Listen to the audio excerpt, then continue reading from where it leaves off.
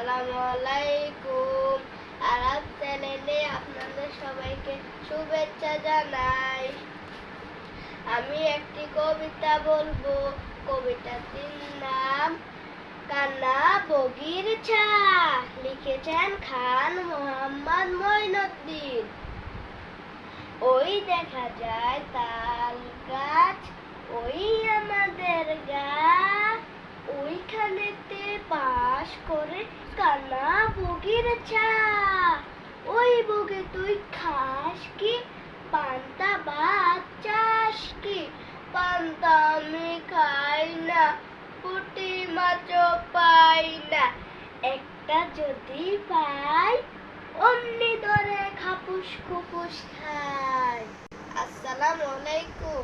আপনারা সবাই আমার ভিডিওতে লাইক সাবস্ক্রাইব করে দিয়েন। আমার জন্য সবাই দোয়া করবেন যেন আমি ভালো হতে পারি। সবাইকে বিদায় জানালাম।